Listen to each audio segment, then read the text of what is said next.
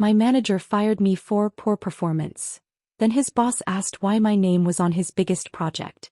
His cologne smelled different that Tuesday. It was a small thing. Something most people wouldn't notice. But I did. I was sitting at my desk in our small office in Cedar Falls, Iowa, answering emails while rain tapped against the windows. Outside, maple trees lined the streets, their leaves beginning to turn orange. Across the road, a white picket fence surrounded Mrs. Carter's little house, and her neighbor's golden retriever barked at every delivery truck. I had a grocery list in my purse, a leaking faucet at home and a carpool pickup waiting for me at 5. Normal problems. Then Daniel walked past my desk. "Morning," he said. "Morning." He didn't stop. That was the first clue. Daniel always stopped. Usually he would lean against my desk and ask about my daughter, complain about traffic or make some joke about the office coffee. That morning he kept walking without even looking back. Later that morning he sent me a message. "Can you come to my office?" I knew before I stood up. So I went. He sat behind his desk with HR beside him. "Have a seat, Emily." I sat. Daniel folded his hands. "We've been reviewing your performance." I almost smiled. For 6 years I had managed the reporting system for our company's largest client. I knew every deadline, every spreadsheet, every problem that could quietly destroy a project.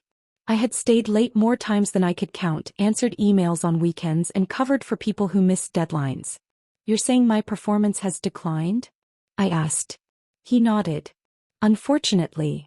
I looked at HR. She avoided my eyes. "Hey," I said. Daniel pushed a folder toward me. "Today will be your last day." No argument. No tears.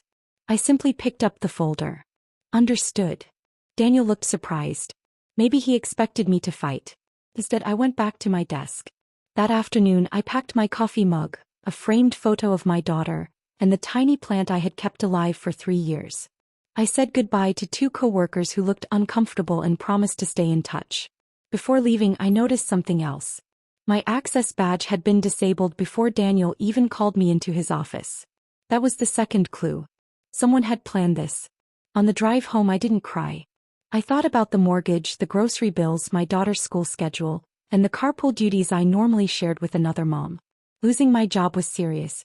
But something about the timing bothered me more than the firing itself. At home I made grilled cheese for my daughter while my husband fixed the faucet under the kitchen sink. "You okay?" he asked. "Yeah. Just tired." "You sure?"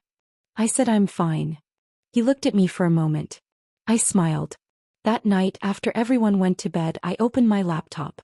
I wasn't angry. I was curious. Daniel had fired me for poor performance. So I checked my old project files. The numbers didn't match his story. 3 weeks earlier, I had submitted the final documentation for our biggest client project. My performance review from the previous quarter had been excellent. There were also emails from senior staff thanking me for keeping the project on schedule. The file showed my name. Project lead, Emily Carter. Then I noticed the third clue. A newer version had been uploaded 2 days before I was fired. My name was still there. But Daniel had replaced my title with his. I leaned back in my chair. "Interesting," I whispered. I didn't contact him. I didn't call HR. I didn't post anything online. I simply saved copies of everything I was legally entitled to keep. My performance reviews, project summaries, emails, and documents showing my responsibilities. Then I waited.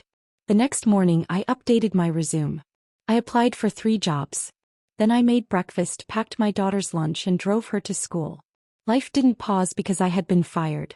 That was strangely comforting. 3 days later I was at the grocery store comparing cereal prices when my phone rang. It was Daniel. I almost didn't answer. "Hello. Emily, where are you?"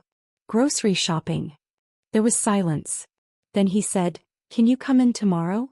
I'm no longer employed there." "I know." His voice sounded different. Not confident anymore. Nervous. I stared at the cereal box in my hand. "Why?" "I think you should come in." "I'll wait for an email." Another silence. "Okay," he finally said. The next morning I received an email from the company president. He asked me to come in for a meeting. I arrived wearing the same navy blazer I had worn to my original interview 6 years earlier. Daniel was already sitting there. So was his boss, Mr. Reynolds. Mr. Reynolds looked at me.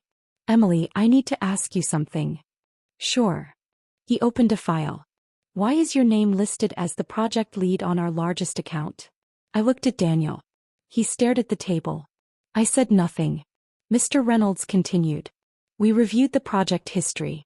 Your documentation shows you completed most of the work. I nodded. That's correct. Then why did Daniel tell us you were underperforming? I could have answered.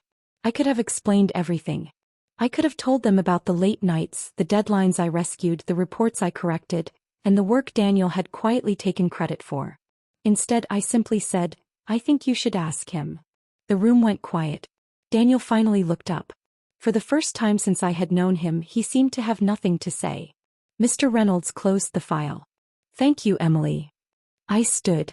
There was no celebration. No apology that could undo what had happened. And honestly, I didn't need either. I didn't need revenge. I needed a future. 2 weeks later, another company offered me a position as a senior project manager.